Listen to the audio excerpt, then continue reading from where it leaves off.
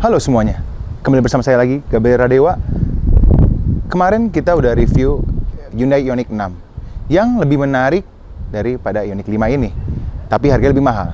Kemudian kita juga pernah review All New Kona Electric yang harganya sangat bagus untuk mobil EV saat ini.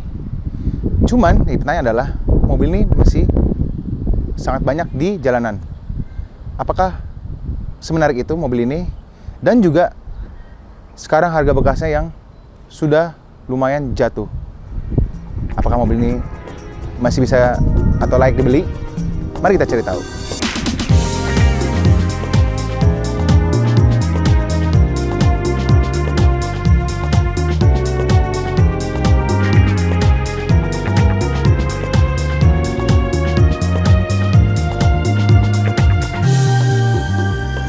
Oke, sekarang kita bahas dari sisi eksterior dari Hyundai Ioniq 5 ini. Secara personal, ini buat saya adalah mobil EV paling cantik bentukannya, dengan desainnya ala retro futuristik, dimana kalau kalian ciri khasnya adalah lampu depannya yang kotak, ya, belakang juga keren, kotak-kotak tapi pixel-pixel, dimana nanti kotak-kotak pixel itu juga masuk dalam interior, tapi ntar kita bahas. Nah, dari sisi luar sendiri juga kalau dilihat sebenarnya ini panjangnya sekitar 4,7 meter. Dengan sumbu roda atau wheelbase-nya sekitar 3 meter. Artinya cuma beda 7 cm dari BMW 7 Series tahun 98. Yang kalian tahu kalau 7 Series itu emang mobil yang base-nya paling gede di antara sedan lain-lainnya. Tapi entah kenapa Hyundai bikin kelihatan mobil ini nggak begitu terlihat besar sekali, nggak kelihatan kayak Fortuner, tapi lebih kelihatan kayak CR-V. Dan sekarang kita akan bahas dari sisi interiornya. Ayo kita masuk ke dalam. Oke, sekarang kita bahas dari sisi dalam atau interior yang sebenarnya nggak se-wow dari sisi eksterior. Kalau interiornya ya standar mobil-mobil pada umumnya, dengan layar 2 biji, satu kiri buat infotainment, ke kanan buat informasi tentang mobil. Dan kita sudah bahas sebenarnya ini di Ioniq 6, jadi kalian bisa nonton full lengkap situ. Tadi saya bilang juga ada kotak-kotak yang masuk di interior. Pertama adalah, kalau kalian lihat di steering wheel ini nggak ada logo Hyundai-nya, tapi malah ada 4 titik ini. Nah, 4 titik ini sebenarnya itu di kode Morse, artinya huruf H. Ya, pertama itu yang kotak-kotak. Kedua, kalau kalian lihat di bagian pintu itu ada kayak kotak-kotak juga. Dan juga di bagian door seal-nya juga ada, sebelum Ioniq 5 ada kotak-kotak juga. Jadi masih ke bawah, tapi sebenarnya interiornya standar aja, ya. Tapi itu yang dibutuhkan. Pertama, dari sisi interior ini luas, ya. Di depan luas. Biasanya kalau mobil umum itu ada buat transmisi, di sini luas sekali, bisa bahkan kalau saya mikir di sini tengah bisa taruh tong sampah juga gede, ya. Kaki bisa luas. Di sini juga penyimpanan luas sekali, ya. Botol minum banyak banget, bahkan di depan itu bisa buat botol minum besar sekali. Nih, saya kasih contoh. Nah, ini dia. Ini bisa masukin botol minum 2 liter di sini, saking besarnya. Jadi itu enak banget. Kemudian dari infotainment system juga ini pakai Bose. Ya, ini juga enak buat musik. Ya, kursi juga bisa panas maupun dingin, ya, bisa kita atur. Dan bagian belakang sendiri, bagian kursi kedua itu juga sangat luas. Ya, kaki juga bisa luas banget, enak. Kemudian juga yang paling penting dari mobil Hyundai itu adalah ada colokan yang bisa nyolok, seperti misalnya kalau mau masak nasi. Jadi ini mobil yang super praktikal. Beda kalau mobil listrik lainnya, banyakan buat nyolok itu dari sisi charging stationnya. Ini dia ada port sendiri untuk bisa nyolok peralatan listrik. Dan juga kapasitas bagasinya itu sampai 500 literan. Tapi kalau diturunin kursi belakang, itu bisa sampai 1200 liter. Yang artinya kalian bisa nyimpen 63 galon yang kapasitasnya 19 liter satu galonnya. Berarti ini menjadi salah satu mobil listrik dengan kapasitas yang terbaik. Sekarang kita mau ngomongin di bagian powertrain, atau kita bilang baterainya. Di Indonesia dijual 2 buah versi. Pertama yang standard range, yang satu lagi adalah yang long range. Standard range memiliki baterai 58 kWh dengan tenaga sekitar 170 horsepower dan torsi 350 Nm, di mana dapat menempuh sekitar 384 km. Sedangkan yang long range sendiri itu memiliki baterai 73 kWh dengan tenaga lebih besar, 217 horsepower, torsinya sama, 390 Nm dan memiliki range sekitar 480 km. Yang ketika awal launching itu cukup besar. Namun yang jadi tantangan adalah sekarang dengan ada Kona elektrik yang baru, di mana baterai 48 kWh-nya itu bisa menempuh sampai dengan 450 km. Dan yang Kona versi long range yang pernah kita review, itu baterainya cuman 65 kWh yang dapat menempuh sampai dengan 550 km. Yang menjadi Ioniq ini menjadi tantangan besar untuk pesaingnya sendiri yang versi di bawahnya. Dan Kona elektrik itu paling mahal nggak sampai 600 juta. Sedangkan mobil ini 830 juta rupiah.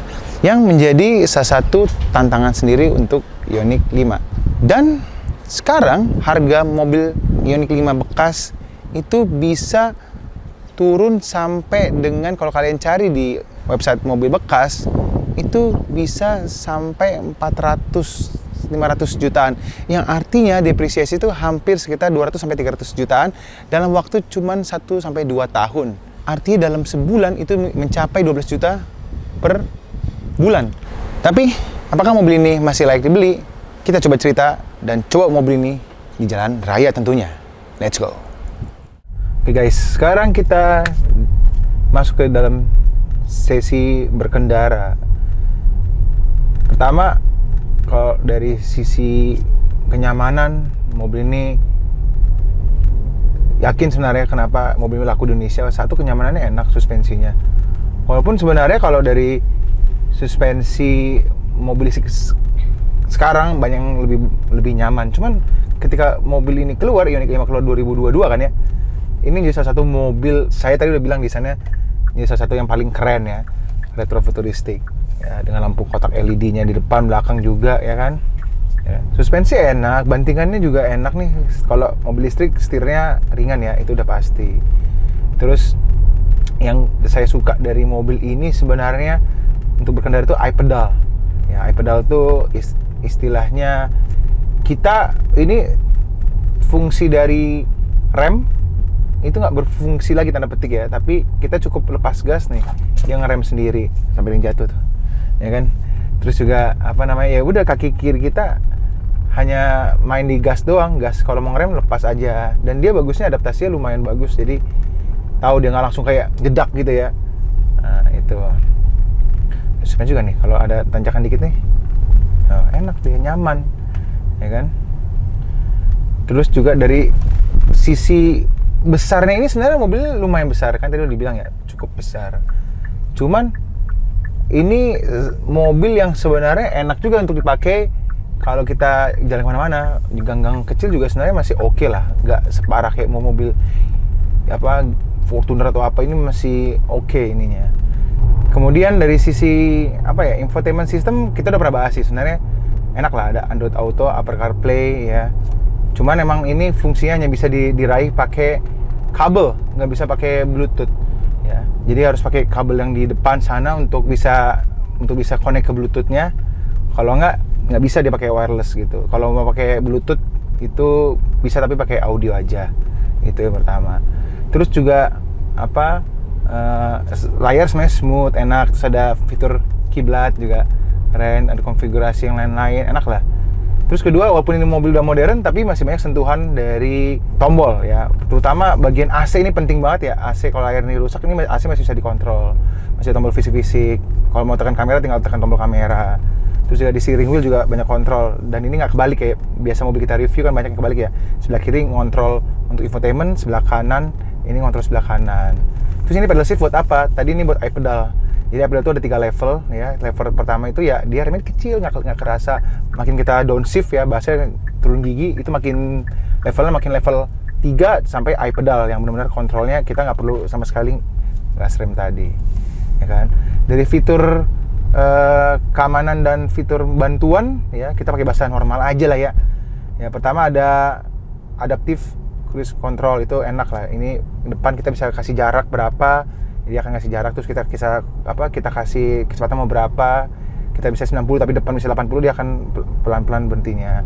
Terus juga ada bantuan untuk garis ya, jadi dia ngikutin garis, tapi kadang-kadang di Indonesia agak ngantuk ya, kadang-kadang garisnya ada tiba-tiba hilang. Nah itu dia juga nggak bisa ngontrol lah, itu di luar kendali dia juga kan, dia kan berdasarkan garis ya. Terus berikutnya adalah bantuan steering juga. Tadi steering juga dia bisa ngebantu. Jadi kalau ada garis kita nggak perlu adaptive cruise control, misalnya kita gini doang juga bisa aja dia ngikutin gitu kan. Nah ini fitur standar sebenarnya ya di mobil-mobil zaman sekarang, harusnya sudah ada, apalagi mobil yang harganya 700 sampai 800 juta ya kan. Terus dari penyimpanan banyak lah, tadi dibilang di depan nih bisa natong sampah ya kan, tempat minum banyak. Terus belakang juga, di tengahnya karena mobil listrik di tengah itu luas banget, di bagian kaki itu enak banget tuh. Kayaknya kalau tiduran di bawah itu bisa, orang bisa tiduran atas sama bawah itu bisa tiduran karena saking luasnya ya kan. Karena kita kan kalau mobil listrik kan, kalau mobil bensin banyak komponen lain-lain. Kalau mobil listrik kan cuma baterai doang di bawah, ya udah selesai gitu kan. Beda kalau mobil-mobil combustion engine atau mobil mesin tuh beda ya kan. Yang paling penting ada colokannya, itu penting banget karena kita bisa charging, kayak kita lagi review kita bisa charging kamera, kemudian bisa charging mikrofon, bahkan bisa nyatok, bisa masak nasi gitu. Kalau misalnya agak ekstrim ya, kita bisa masak nasi di belakang, atau kalau sehari-hari mungkin charger laptop gitu kalau kita lagi meeting. Kemudian ini enak nih, ini namanya panoramik ya, jadi nggak bisa dibuka, tapi ini kita bisa buka tutup ya. Cuma kalau di Jakarta kalau siang ya tutup aja, kalau lagi hujan-hujan gini atau lagi dingin enakan dibuka atasnya ya kan.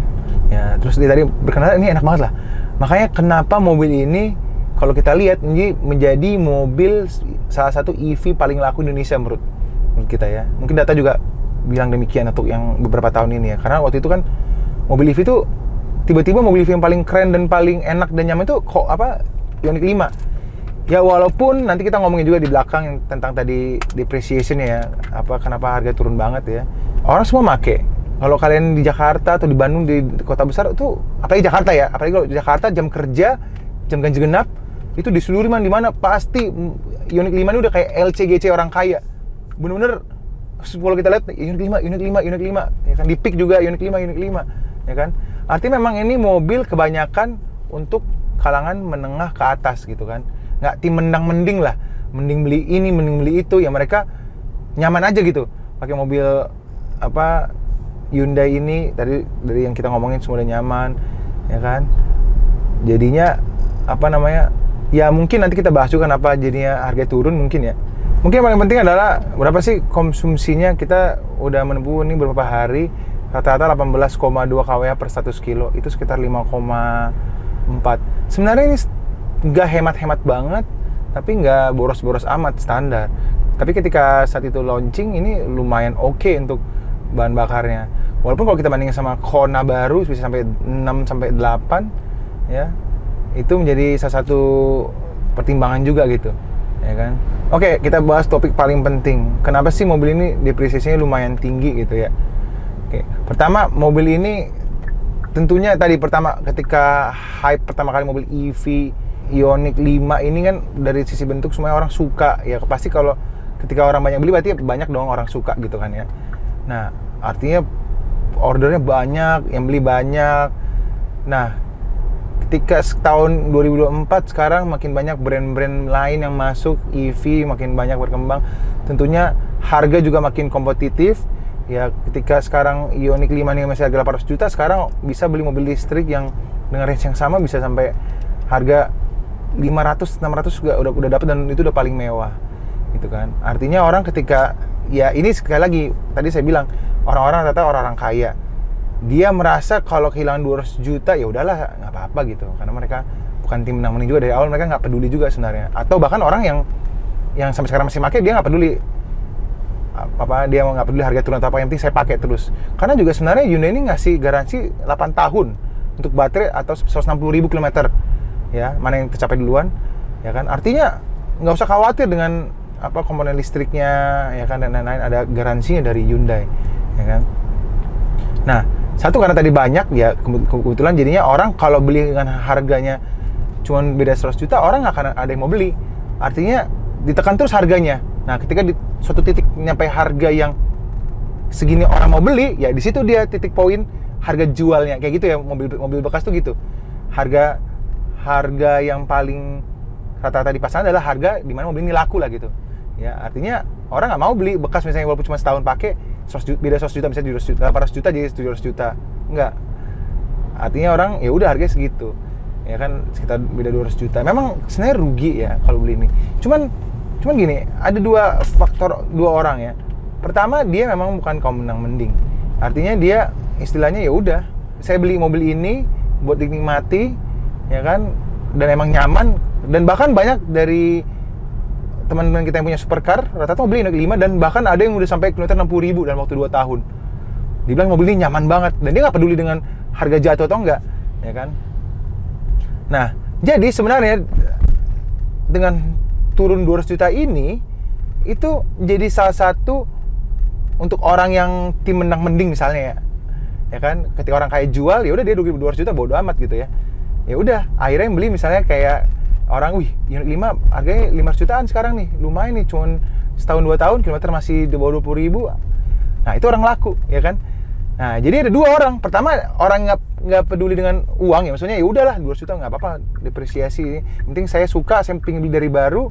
Ya kalau kalian tipe kalau orang kayak gitu ya silakan beli baru, masih brand new, bisa pakai terus-terusan, ya kan. Atau tipe kedua adalah orang yang pingin beli mobil listrik tapi aduh kayak lumayan nih, Ioniq 5 sekarang kayak bekas gitu, harganya masih berapa?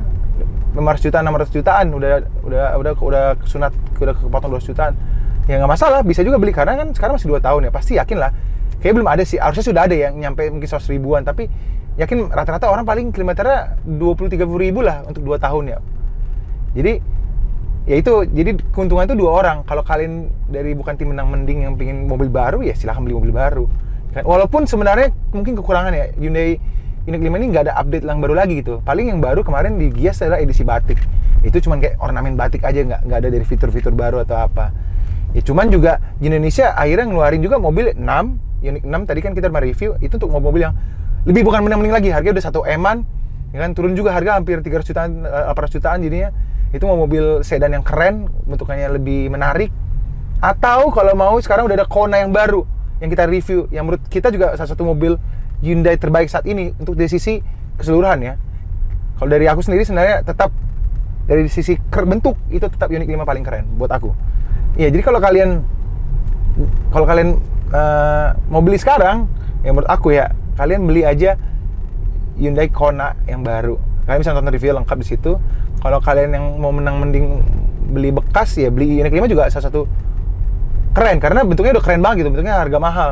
Kalau Kona itu sebenarnya standarnya biasa aja bentuknya, cuma harganya kompetitif ya. Under 600 juta itu paling tinggi, udah dapat mobil resale lebih tinggi daripada ini bahkan, ya kan. Jadi kesimpulan buat gue ya itu, kalau mau beli silahkan, yang tim menang mending mungkin bisa beli bekas, ya pasti masih ada garansi dari Hyundai. Kalau yang mau nggak menang mending mau beli mobil baru, bisa beli ini Ioniq 5 ini masih worth it. Atau kalau yang menang mending tapi pengen mobil baru, ya beli aja Kona yang baru. Itu sebenarnya gue. Tapi dari sisi semuanya, gue suka mobil ini. Tapi kalau untuk beli baru, kalau buat gue nggak mau untuk saat ini. Mendingan beli Kona. Ya. Nah, sekarang saatnya kita ngasih skor untuk mobil ini. Kalian lihat. Oke, saatnya memberikan skor kepada Hyundai Ioniq 5. Pertama, dari sisi desain, buat saya mobil ini adalah mobil listrik yang bentuknya retrofuturistik yang keren. Jadi saya bisa ngasih skor 8. Sisi performance, mobil ini bukan mobil kencang dan juga bukan mobil pelan. Karena ini mobil listrik, jadi tenaga instan. Dan untuk tenaga cukup untuk perjalanan daily tiap hari, ya saya kasih nilai 7. Oke, dari sisi handling, saya mobil ini cukup oke untuk handling, jadi bisa saya kasih nilai skor 7. Untuk praktisan, tentunya mobil ini mobil listrik, bagasi yang luas, belakang maupun di depan banyak penyimpanan, bisa saya kasih skor 8. Untuk efisiensi sendiri sebenarnya ini mobil listrik tentunya dengan cost yang lebih murah dan juga lumayan hemat, saya bisa ngasih skor ini 9. Untuk kenyamanan, untuk kenyamanan sendiri sebenarnya cukup enak, namun nggak terlalu senyaman mobil listrik lainnya, saya kasih skor 7. Untuk thrill, tentunya mobil ini bukanlah mobil yang fun to drive, jadi saya bisa kasih skor 6. Nah, overall dari mobil ini saya bisa kasih skor di angka 8.